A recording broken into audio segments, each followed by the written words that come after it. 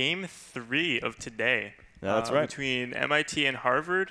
Yeah. Technically, it's 1-1, right? If you count the first game, the celebrity game, it was MIT dominant. The second game, the 2v2, Harvard wins 2-1.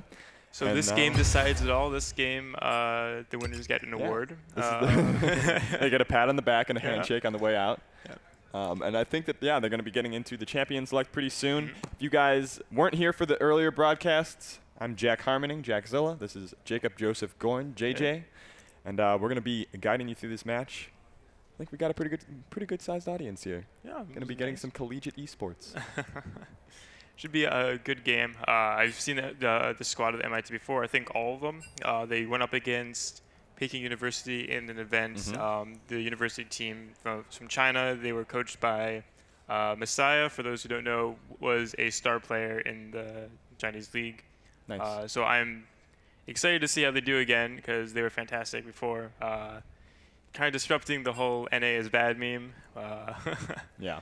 That is a tradition, and we're going to kind of speak through this broadcast assuming that you have not the most knowledge on League of Legends. One thing about esports that is very particular about it is that the primary audiences tend to be players of the game, people who are knowledgeable in a base level. They're not, experts by any means, but they know at least the vocabulary. We're going to try to keep it simple and clean. And MIT and Harvard, we're lucky that they're going to be playing I think in a pretty straightforward way. I think the games that we saw, they were all about being aggressive, all about taking fights, all about making that action happen. Yeah, there was some definitely questionable picks. I guess I'm referring mainly to the Draven pick, which is down on Harvard's bot lane. But we'll see. Maybe they pick it again. Maybe they're actually confident on it. We'll see how it works with the full roster. Maybe perhaps it was the celebrities holding them back. Maybe they had their own style. I think they got held back by the celebrities, because in the 2v2s the Harvard celebrities won. So it could be that there was some secret imbalance in the game. But we have like little bios on the players, really excellently provided. So if you guys, we have, I think it is, let's see, Coronar, Binibidibici, Mafcow. Mafcow was our MVP. Cruiser and Kurogi representing MIT, and then on Harvard's side it's Junior Boogie, Duck, Victory, Hestia X, and Music Master, and Sorzath, and one of them is their coach, so I'm not sure who they're putting in this game. We'll find out pretty soon. I think Jennifer is staying in today. Yes. Yeah, that looks good.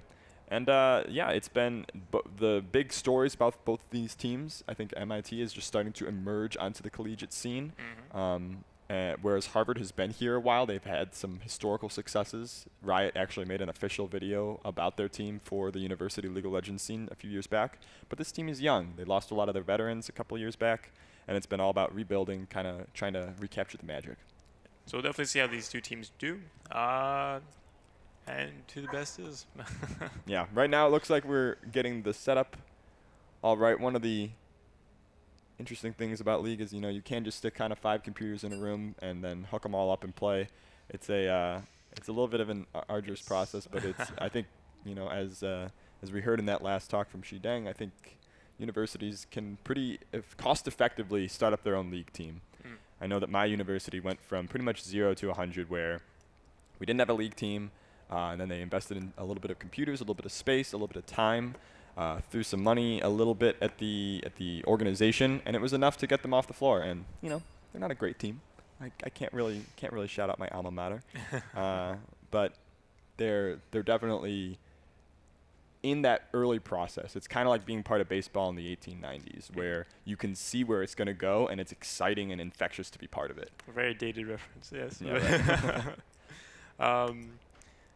And I think at Emerson, where I'm from, we use computer lab, so any school that has access to that can also download the game in the lab. It's free to play. It is free to play. It's one of the beautiful things. Let's see what's going on. Flag in the play. So how's everybody doing? We're gonna keep it casual then. Yeah. You know what? Let's get. I want to pull the audience, because one of the things that we were oscillating on last game is, we had a larger audience, some people coming in for the celebrities to see. How many people in this room have played League of Legends before? If you could just give me a hand or something. Okay, okay. How many people have watched League of Legends in a professional setting or a collegiate setting? Right, a little bit more. And who has no idea what's going on? All right, those are my people. All right, excellent. You guys are in for a treat. Yeah, yeah. So we'll explain. If you guys were here for the early broadcast, we did a little bit of this. We can do it again. The game basically functions in 2 phases. You have your early and mid game, and you have your late game. In the early game, the 5 players split off into their own parts of the map, and they kind of just duel each other with one guy running around interrupting the duels. Yes. And then later in the game, the teams use the advantages they get early, and they begin to group up and try to fight each other as fully fledged squads. And so you have 2 distinct set of skills being tested. And the official names for each position, there's the top half of the map. So there will be the 2 top laners from either side, sort of in the top area, but they go wherever there's action or can be action are the junglers, because there is a jungle on the map. There's a jungle. And in the mid lane, it's called the mid laners. In the bot lane, there is the ADC, which means attack damage carry. It's someone who scales, who just does more damage the more attack damage they have. Yeah. And they're a very vulnerable yes. champion because in League of Legends, usually the trade-off in this game is utility, your ability to help your team, tankiness, your ability to survive the enemy team, and then damage dealing. And that's your ability to actually kill your opponents and defeat objectives. And to make sure the ADCs don't die so quickly, they're often paired with a support. Usually the supports can be shielding, they can heal the ADC if they take damage, or they can be very aggressive. Yeah. Perhaps the style of a mid laner where they can cast spells that do a lot of damage early game and also scale late game to help the team. Yeah. So in the bot lane, that's one of my favorite places to watch in League of Legends because the narratives that come out from the bond between those 2 players, it's really, really an important part of the game. There's also usually a bond between the jungler and one of the lanes because the jungler has the opportunity to create advantages wherever he believes or she believes that there is an opportunity. So if the jungler and the mid laner have really good synergy, if they really play off of each other well, you're going to see the jungler in the middle of the map often.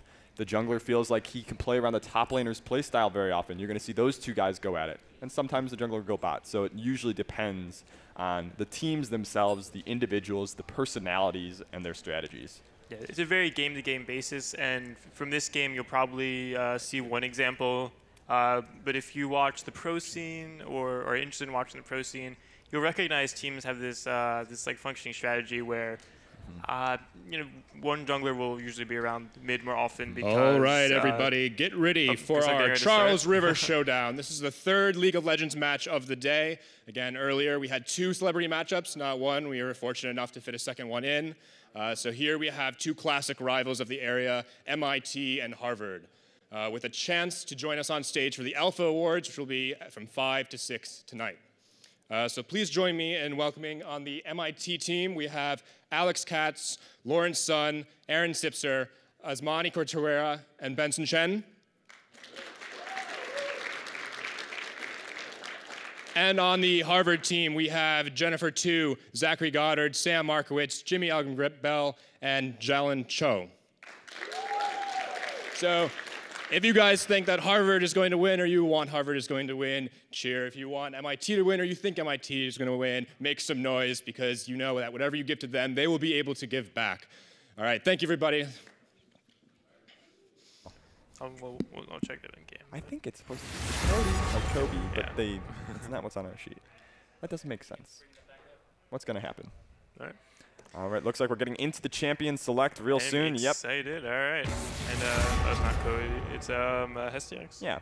So in League of Legends, you have like 150. I think we're nearly there, right? It's getting close. You have 150 champions. The champions all have different abilities, different strengths and weaknesses, and different ways of interacting and synergizing with each other. And so in the pick and ban phase, you start to target the things that your opponent is good at and start to craft your own, what we call a team composition, the ability for your team to execute on your players' strengths. And right now, MIT have first been 2 top laners, so 2 very strong picks in top lane. The first one is Nasus. Nasus is someone who scales very late. He's very tanky. He takes a lot of damage, but he also deals a lot of damage. And that's someone you don't really want, that combination. Shin, on the other hand, the ninja next to him, is able to help across the map with his ultimate, which provides a shield to someone that he teleports to their location. Then they ban a third top laner, Jace, who's very aggressive, can dominate the lane very easily. And on Harvard's side, so far we have Warwick, who is on the far right, is a jungler. He's very good at tracking down enemies and just keeping them in place with his ultimate. Then we have Galio, who's great at team comp in teams and team fighting. Excuse me. And we saw him last game. He was actually picked on MIT's side, so I'm assuming that's why they're banning him this game, because Corner did a very good job playing Galio. That's right. And Varus, last pick, Varus, late scaling, hyper carry. And could you explain that term, hyper carry? Yes, hyper carry. You talked about 80 carries earlier. What differentiates a hyper carry? So hyper carry is someone who can attack very fast, do a lot of damage late game, and is almost unstoppable if he has a team that can protect him. But early in the game, the hyper carry will struggle. They will struggle. Yes, they're not as strong. They're gonna, and we actually have 2 hyper carries that got picked. Tristana on the right by Harvard. Right now, Victory is hovering Tristana. Locked in. Yeah. And locked in.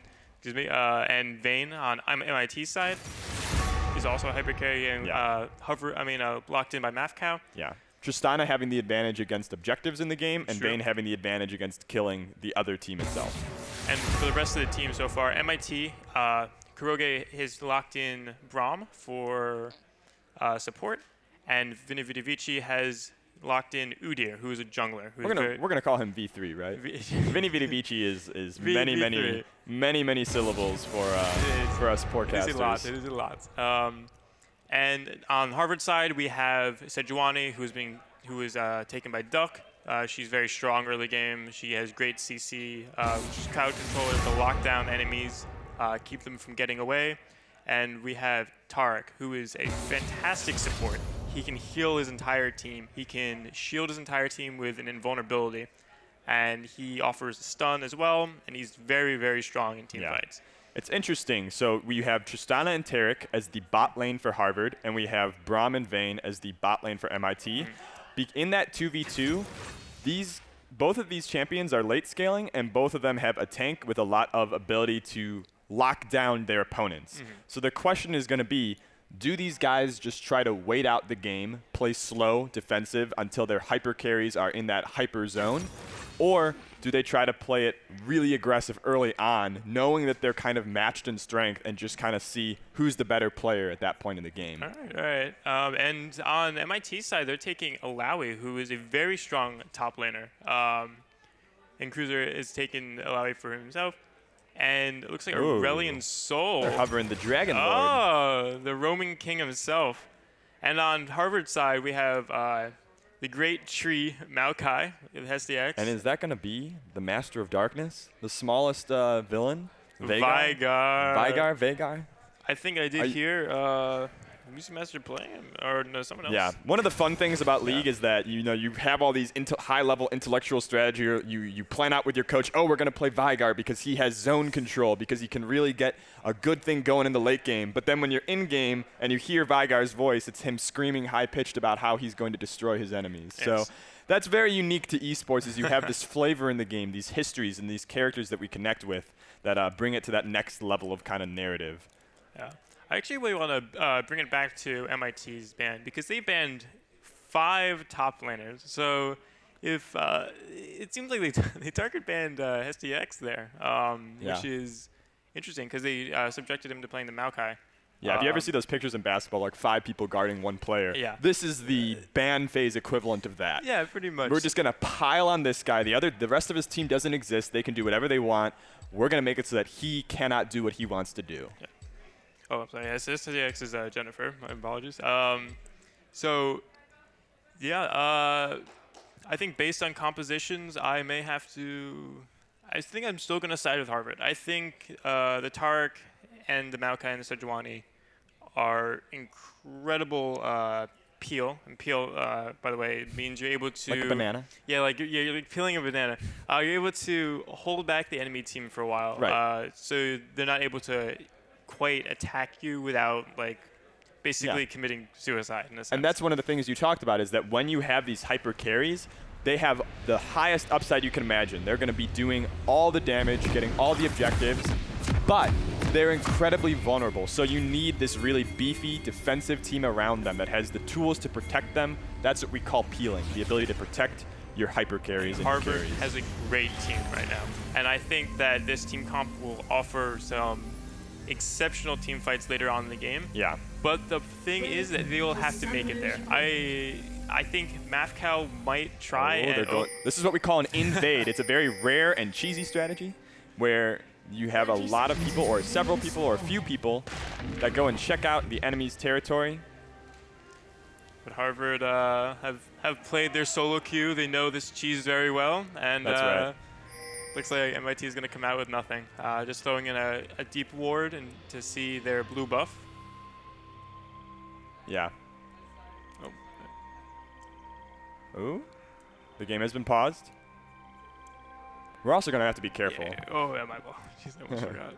Yeah. We're gonna have to be careful. They have some technical difficulties right now, but a reminder to the audience who has played League, there are certain things that if we say them, it will change the way they play.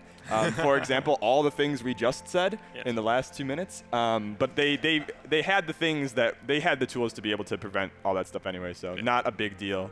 But there are, especially like in the Celebrity game, we had that Baron play. And one of the things in League that is a major strategy is when you hit that 20-minute mark and you're trying to break the stalemate, you go for this giant lizard monster, the Baron. And sometimes you do it secretly. In League of Legends, you cannot see the entire map. You cannot see where your opponents are unless you have special items or your champion is close to them.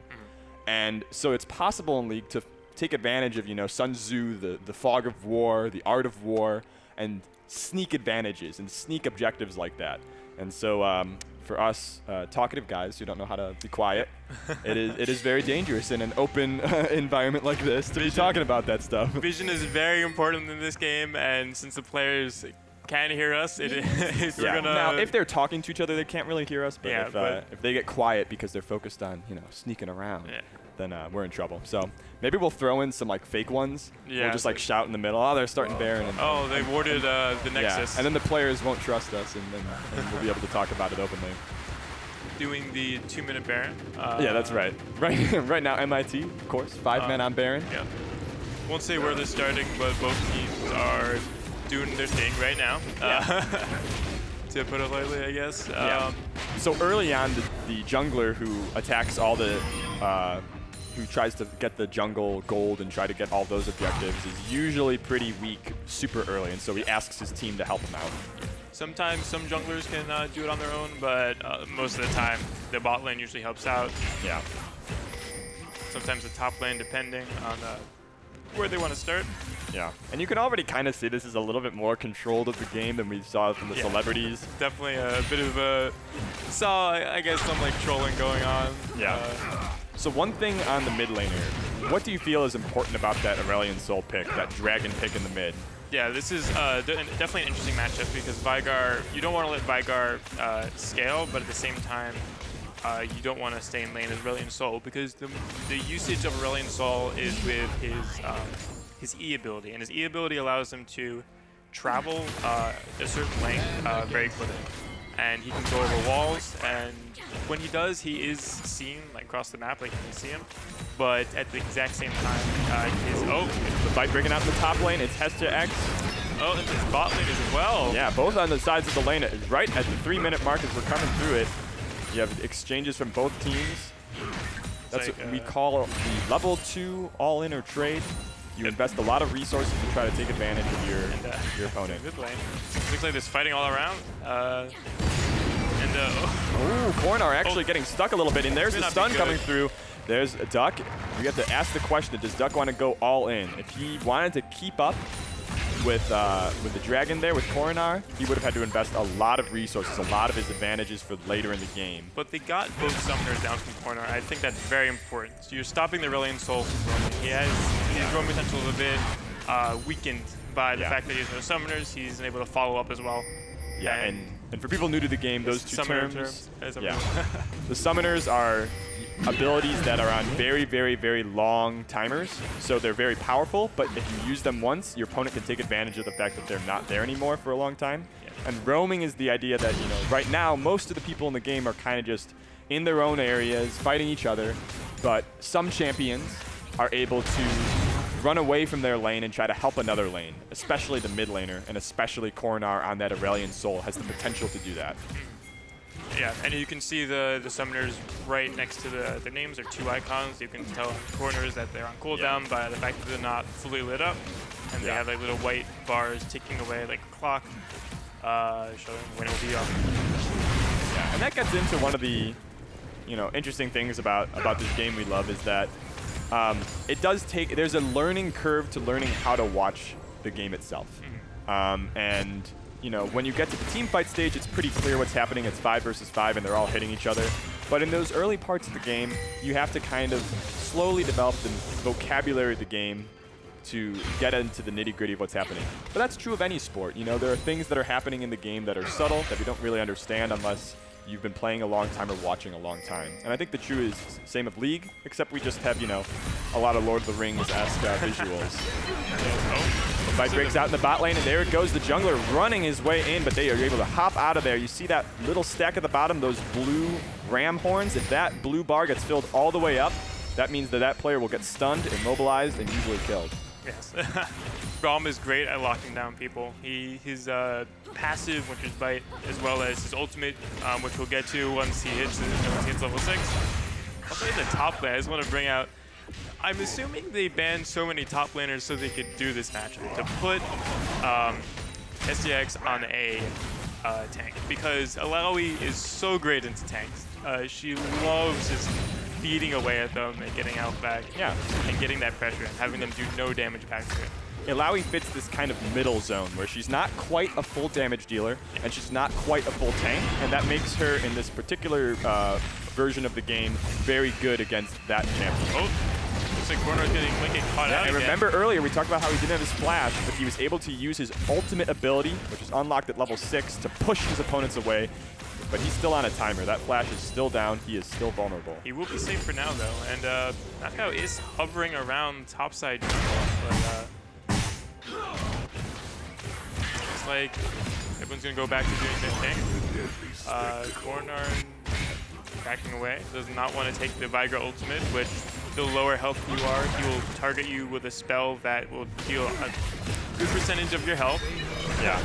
They're looking for another fight, but you see that Tristana has an ability that lets her just hop away. Yep. It's very, very strong. It is one of the largest distances that a attack damage carry can run away in the game.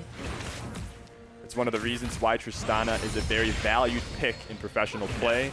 She's safe. When you get that first smell of danger, you run away.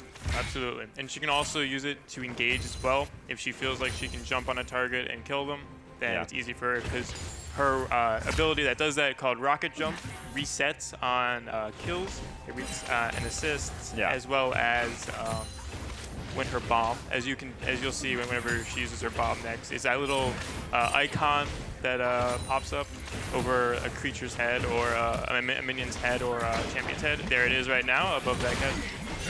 Yeah. Here it comes. Aurelion Soul over the wall. He has a stun available. It's the big cosmic star. They're coming down the Taric. The Taric has been hit by most of the CC. Stunned against the wall by MIT. He gets the Zonias through. It's a little bit of invulnerability, but it's enough for first blood to the Dragon King himself. There it goes for MIT. And those are the roams we're talking about, where Aurelion Soul is able to just leave his leave his lane, and go help bot or top.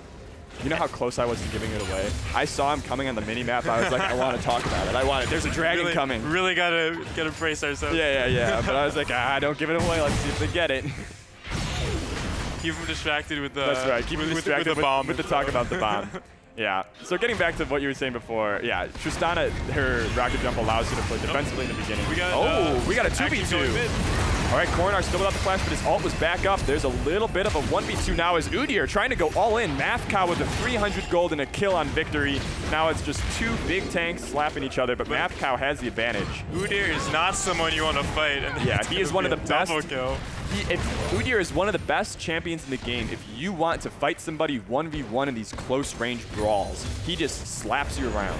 Most of his abilities are on a very low cooldown. They either give him a shield, they give him an attack speed, they give him a stun, or they give him some AP damage, which isn't heavily used unless you're building that sort of way. But yeah, in this case, looks like he was able to completely outtrade. Yeah. And for those of you who weren't here to hear us explain it earlier, the reason why gold matters in this game, you get it for killing those minions, you get it for killing other champions, for destroying structures, is because gold allows you to buy items, and items enhance your abilities or change your abilities and allow you to then what's called snowball the game. In most traditional sports, you score and then you win based on a linear scale. In games like League of Legends, the game scales exponentially. When you make an advantage, that gives you the opportunity for even stronger advantages in the future. Well, he's doing a lot of damage, but... Yeah, the dragon visits again. Another roams the top lane, and this time it's MIT Kurogi coming through on Hesjax. Yeah, that is... getting the... Yeah, and MIT is not done. They are so in sync all across the map with the visit to the top, the visit to the bot lane, knowing that the Veigar was missing in action. We thought it might be different this game, but it looks like Mafcow is carrying very hard once again. Yeah. But we can't forget Coronar also roaming, helping out his team. Yeah, it's funny. This is basically playing out exactly like the MIT game played out when they had when they were against Jeremy Lin and Kirk Lacob, and when they had Ryan Edens and Sebastian Park on their team. This is a higher level than that game, but the fundamentals of the game are very, very mirrored. And let's talk about Dragon, because I don't think we got that many dragons last game. So there are there are 5 types of dragons, but there are 4 basic dragons. I mean, we're not counting Aurelian's Soul. BDB in a bit of a... Just gonna take some shots. His shield is gonna block most of the damage, though. Coming down again. Yeah. No, the flash in. They're investing so much in this, but look at Cruiser. He's really, really far behind, but he ults to try to close the gap, and another stun against the wall. They are bullying Music Master. Poor Harvard right now. That is 0-2 on the bot lane for that carry. And that's just the beauty of this Aurelian Soul pick. He's just able to come down from the lane. Yeah, you think everything is calm, you think everything is normal, and then suddenly there's a dragon. Yep. And Victory looks like he's going to try and hold this turret, but it is 1 against 3 right now. Yeah. So it's really important to defend your towers in this game. I mean, you cannot get to the end point of the game, which is the other end of the map, unless you go through the towers first. Oh, looks like another fight breaking out top. He's going to pop the ultimate. And we'll see what happens. Gonna take some damage, but he took from the tower. Yeah. So when you attack another champion under tower, the tower then attacks you. And tower will hurt, and it will continue to hurt over time. Yeah, it does more damage the more time. Ooh, a little bit of miss there. Nintendo there, ripping out the soul. Not gonna happen right now. Yeah. There's a pro player from actually I think the championship team last year that just said that the defining way that you can describe League of Legends is a game about hitting and dodging skill shots. A skill shot is basically something where you have to aim your ability and then predict your opponent's movement accurately to hit it. And League is very different from some other games in the genre in that it has a lot of skill shots. It has a lot of individual skill expression in the game. If you miss those skill shots, you lose out on a lot of your champion's damage dealing or utility abilities. Absolutely. I mean, there's the exception of the AD carry, which as long as you're right-clicking, you should be doing most of the damage. Right. Yeah, that's the reason why you have that very strong damage dealing but weak defensively person in the bot lane, because the AD carry gets their damage from right-clicking only, and it takes a long time for that to really kick in earnest. But once you get it, it means that you don't have to hit skill shots, you just have to right-click. There it is, Yeah. So this is kind of a slower game. We're 13 minutes in with no tower going down. You usually expect in the next 2-3 minutes for the game to start to open up and us to leave what's called the laning phase and start to enter more team fights. There it is, a 2v3 in the jungle, but here comes a 3v3. It's the dragon with a double stun, but Tarek's ultimate gives it vulnerability. His team survives so much of that, but they are behind 6-0, and it makes it so hard to fight back. But look at those health bars on MIT. 2 of them going down really quickly. That is just 2 of the bot lane and the mid lane. MIT trying to get out, but Cruiser is in a bind. He flashes over the wall, but Duck follows him through. Quack, quack. Harvard trying to clean it up. Junior Boogie finishing it off, and that is now 6-3. Harvard with their best showing, really, in the games we've seen. That was incredibly good for Harvard. That was absolutely fantastic. I mean, Mafcow is able to escape with his life, but that's a 3 for 0. And looks like, I mean, first turret did go down, but they're going to get some pressure bot lane now. Yeah. So basically, like Harvard, the way to come back in League of Legends, we talked about it being an exponentially snowballing game. When you lose, you start to lose more. That just means that the pressure is on you to outplay your opponents, to outthink them, to take advantage of the fact that they don't have vision, they can't see you, surprise them, turn things around, hit your skill shots. And that kind of individual skill expression is exactly what Harvard delivered on there to come back. Yeah, I think definitely in that last fight, the pure ultimate, the pure Tarek ultimate. Yes.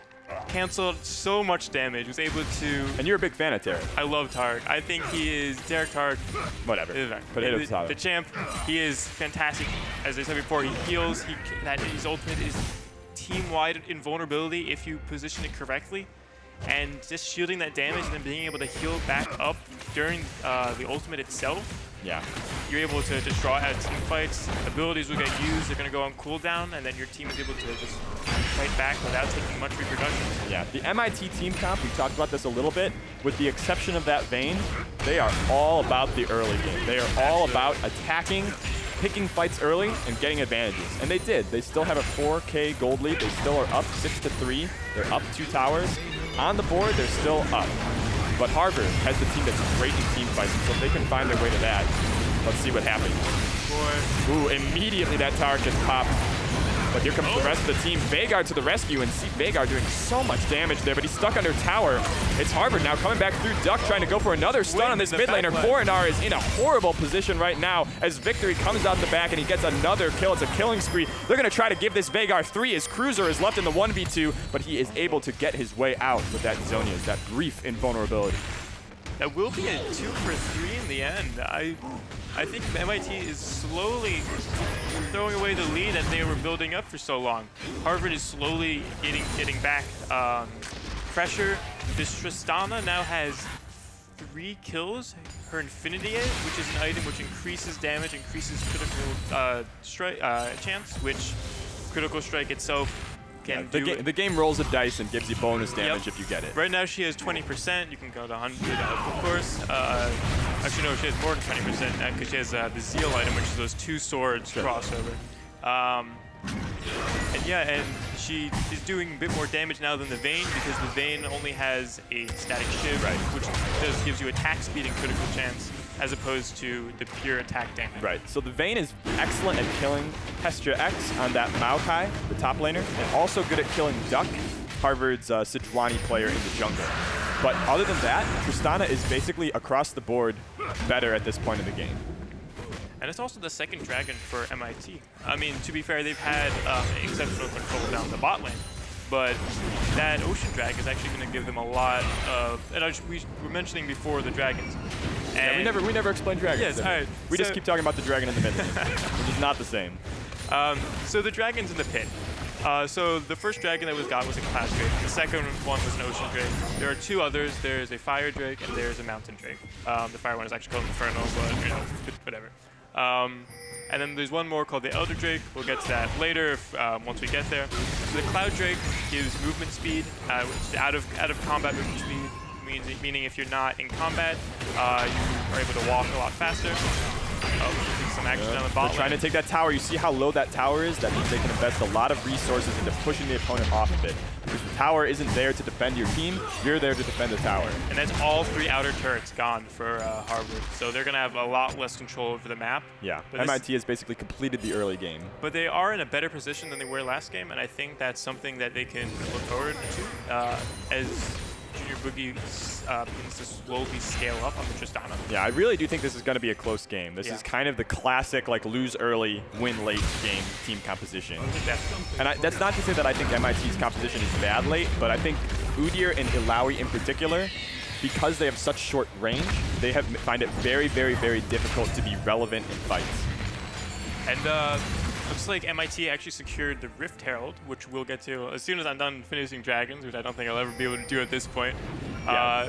to keep it simple for Dragons and stuff, because some players, they know what Dragons is, but for those of you who don't, the game will stay at a stalemate unless people are fighting over these big objectives.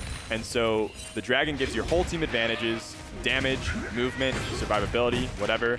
And then the Baron allows you to push into the other side of the map faster. Quick pick there. That's what we call a pick. It's when somebody is just in the wrong place at the wrong time and they get piled on. Looks like Victory is going to lose today with his life going down the drain. And here comes the Rift Herald, which is the precedent to Baron. Yeah. He just does a lot of damage to turrets, as you're going to see that she just going to ram right into this one, doing pop goes to half Weasel. his health. That's right. So the reason why you would want to fight over that objective is because it can take down turrets so quickly and so effectively. It usually isn't able to get to, though. Yeah. Team groups up to defeat her. Yeah, so right now, if you're trying to predict where the game might go, where the game might become, right now MIT is going to try to continue to chip away at these towers, take the second layer of them. It's what we call the tier 2 towers. And in the top right, I mean, the top left, I mean, you see that yellow hourglass. That means Baron is almost up. Both teams will probably look around to see if they can contest it or not. Yeah. We won't be able to say unless both teams have vision, obviously, but yeah. The Baron is the most powerful objective in the game. It takes the whole team basically to group up, or very strong members of the team, to be together and secure in order to fight it. If the other team interrupts your fight with the Baron, this giant, worm monster, the Baron and the other team will likely kill you. But if you're able to slay the Baron Nashor, it makes your minions stronger, it makes you stronger, and you're able to push into your opponent's base much more easily. Yeah. Baron Nashor is a game changer. And when a team would decide to pick it, they would have to have a vision advantage. And it looks like there's going to be a fight breaking out. This is a classic Baron fight and dance. When they see the other team coming, they try to run away, but they're actually going in. You heard the players shout. You hear them going in, but the Taric ultimate is going to try to give everybody invulnerability. Now it's the whole of MIT versus Harvard running at each other. There's that Junior Boogie with the hops trying to get through. It is 2 people dead on the side of MIT, and everybody standing on Harvard as they turn on the Baron Nashor itself. And this is not good for MIT. You see MIT cannot see into the fog of war, but they're trying to charge in anyways, knowing that they've chunked down their opponents. It's not enough, though. They're able to zone them off the Baron as it sits at half health. It's still got a long way to go and a lot of damage to deal, but it looks like MIT is going to cede this objective to Harvard as they slowly bring themselves back to the game. And that was such a fantastic fight from Harvard. This Taric ultimate defending so much damage, their immediate pick onto Cruiser to take him out of the fight. Yeah. That just spelled the entire defeat. Yeah, and one of the important things about coming back in League of Legends is knowing when it's your time to strike, when your team is strong. And you heard Duck make that call. You heard him invest all of his resources, flash forward, and go for that stun. And once he was able to get it, his team was able to follow up, and that's how they secured the Baron. Yep. Now they're pushing down mid lane. The turret not going to last for much longer. Yeah, we talked about Tristana is excellent at destroying objectives. That bomb can work on turrets and people. Yep. And the attack speed boost she gets is very, very good, especially late game. I've got Krogi trying to get a pick onto Hestia, but looks like they might run into the rest of the team here. MIT kind of in a bad spot. Kurogi had gone way, way too far out of the safe zone, and now the entirety of Harvard is going to descend and try to 5v1 this Alawi, who is way out of place. Only this stopwatch will just keep her alive for a couple more seconds, but MIT, though, is doing a good job getting back the pressure or trying to contest the Baron pressure by going to mid. And so basically, Harvard invested a lot in trying to kill that Alawi. They had 5 people in that lane, and they have Baron. So the better play usually, or the most common one, is to pick a lane, push it down, or have 3 people in one lane, 2 people in the others, and try to make the entire map move towards your opponent. And it's a very good technique for trying to stall out Baron, because you don't want your opponent to be using Baron to take down your turrets. You want the Baron timer to run out. Right. That being said, the lead that used to be like 6K has now descended into only about 1.5K. And the fact, you know, as a percentage, it's even smaller than it's ever been. But we talked about how Cruiser on this Vayne is really good into the big tanks. And right now, she's got an uninterrupted 2v1. It's just her and her support versus Hestia Heck. Oh. And we're going to see if she can actually pull through the kill before the rest of the team comes. They did not have enough time. That just shows you how far ahead Harvard has come. Jumping in, but I don't think they're going to be able to capitalize on that because the rest of the team is there. They would have the Tark to disengage.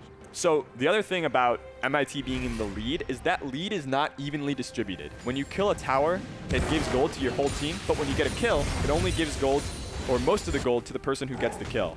So because the jungler of MIT, Mathlo, had most of the kills in the team, his strongest member in the late game, Vayne, the Cruiser Vayne, is actually not as strong as she should be, which is why she really struggled in that fight we saw, even though it was a 2v1.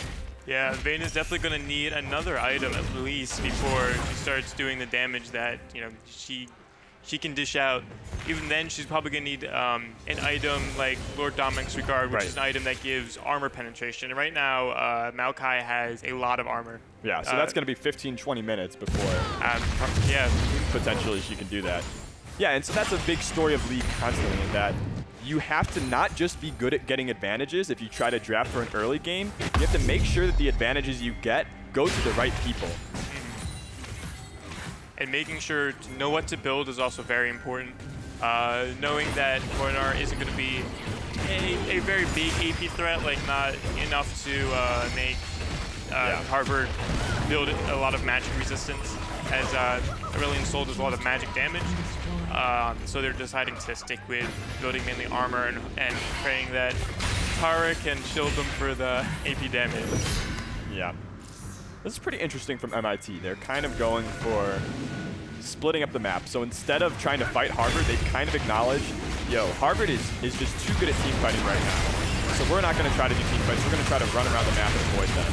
Looks like they're leaving Beneath, BD, and DG to die there. Yeah, I'm not sure about that play right there. Yeah, you know, no man gets left behind. Yeah, one of the things about towers is towers are exceptionally strong unless there are the minions from the other team near them.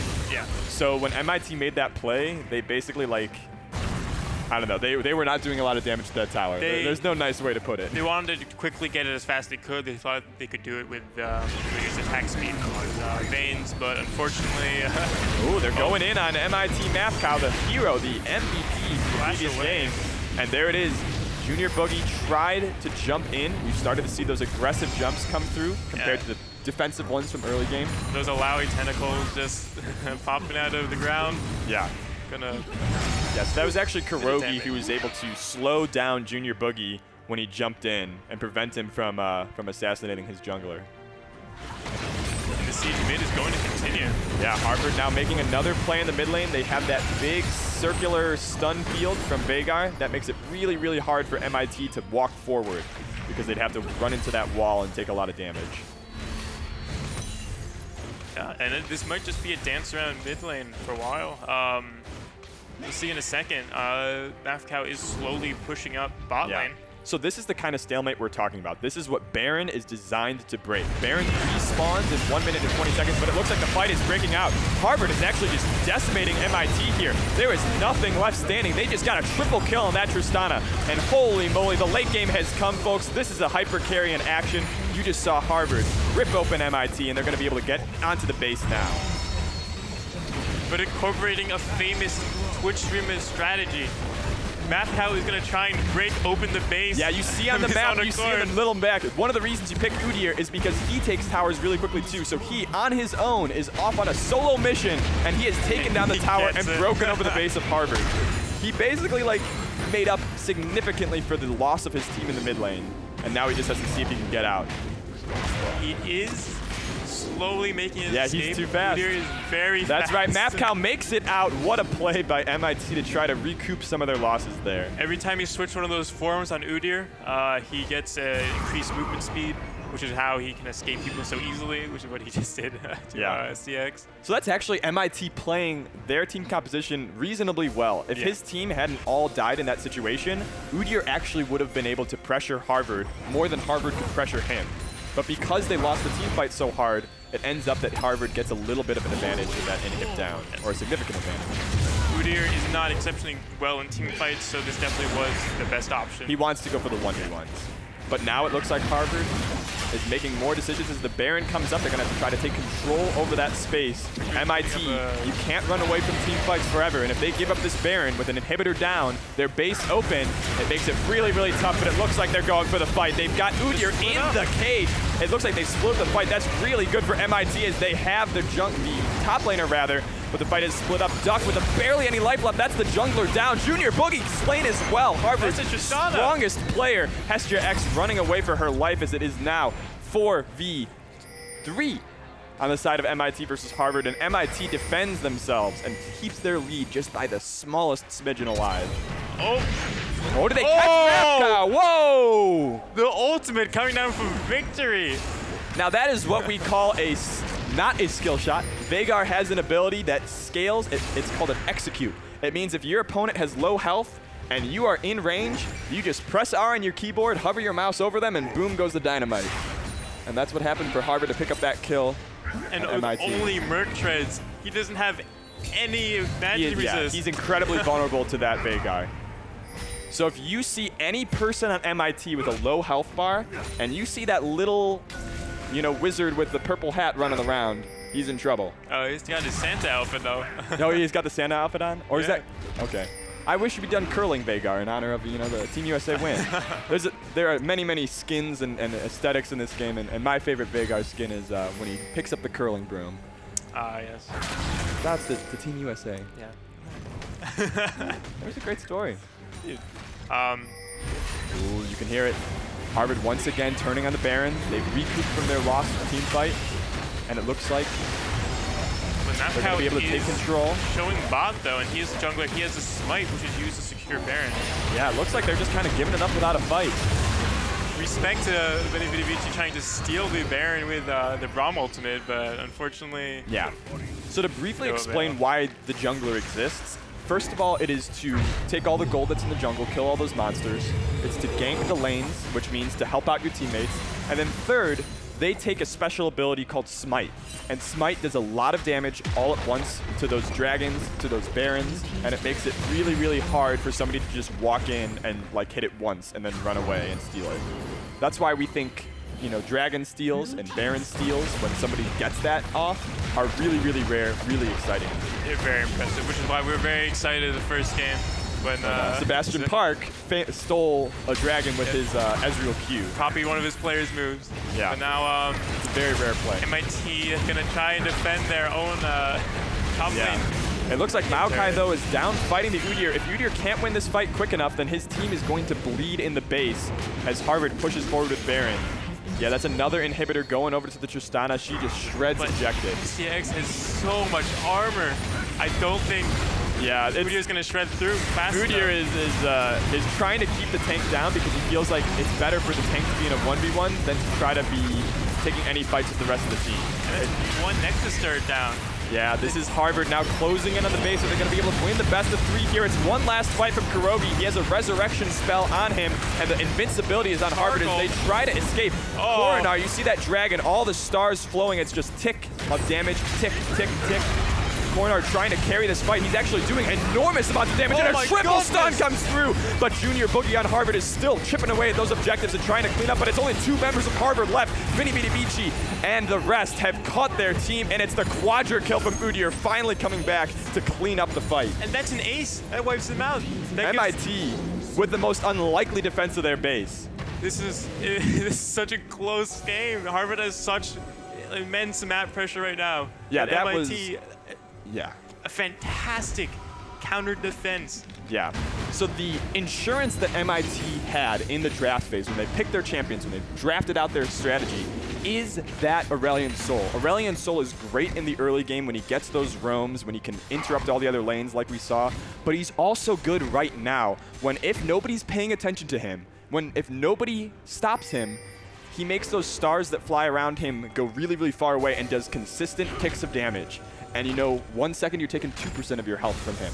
Then the next second you're at 4. Then you're at 6. Then you're at 8. And that stacks up so quickly. And if you don't realize it, you've suddenly lost your whole team. And if you can see down below at his items, he has Riley's Crystal Scepter, which is that that yellow staff with a blue gem on top. It's the third item in. It makes his stars slow. From the right. Yeah. Yeah, it makes any ability he touches on someone and slow them, and it'll very heavily affect a team fight if everyone's slowed at the same time. So basically the way MIT's team composition fights is they want Harvard to go in a little bit too deep, and they want to survive Harvard's initial burst of damage. And if they can do that, if they can get through those defenses, they might be able to pick them away. But right now it's still really, really hard. Harvard wants an extended team fight, but MIT can have an even better extended team fight if they wait long enough to survive the Target Ultimate, to survive the initial amount of CC, that duck, and SSAC18. Yeah.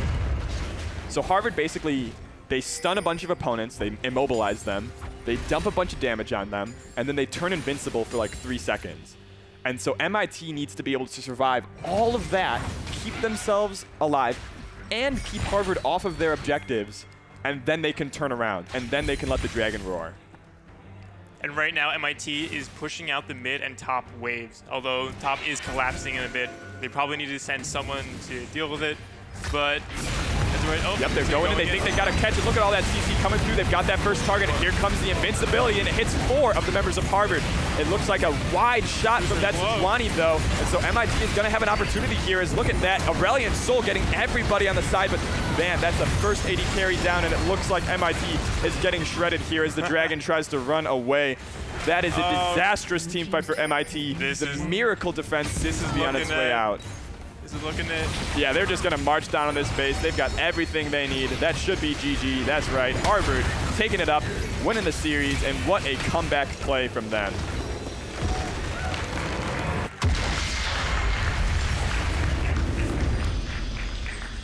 All right, congratulations to the Harvard team. Can you guys stand up? Let's give them a round of applause. And of course, let's also give a round of applause to the MIT squad. Everyone kind of really entertained. That was a tight match. Couldn't handle the comeback from Harvard. That was amazing, guys. So thank you. One more round of applause, guys.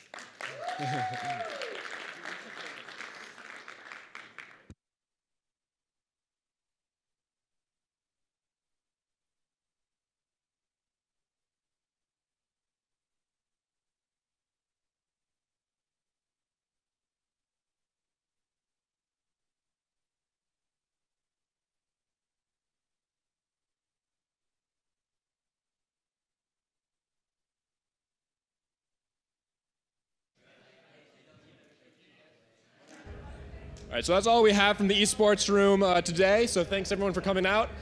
Make sure to go to the Alpha Awards tonight from 5 to 6. Yeah. All right, then we're going to be closing off the recording here. To anybody that's going to be watching this after the event, I hope you had a good time. I know we were sometimes talking more to the live audience than to you guys, but you're still important. Yep. And we had a good time watching that. I think we had some good games. Yeah, I hope everyone enjoyed. I think, each game was entertaining in its own sense, especially this last game between these two teams that worked hard with each other and have developed this teamwork that brought them to, at least, I mean, Harvard especially, to come back from a very one-sided matchup to completely dominating the game. Yeah. I think very exceptional players on both sides, though. Very exceptional celebrities we had today. Yeah. And yeah. I think it was a fun day. I've been Jack Harmoning. I'm known as Jackzilla. You can find me on Twitter at JackzillaUSA. I'm Jacob Joseph Gorn, JJ. You can find me at, I don't know. You've got Twitter and stuff. You gotta shout it out. That's all right. Yeah, whatever. It's fine. All right, then we're going to be signing off. I hope you guys enjoyed today's League of Legends exhibitions. We got to see some players in rare form. Have a good one.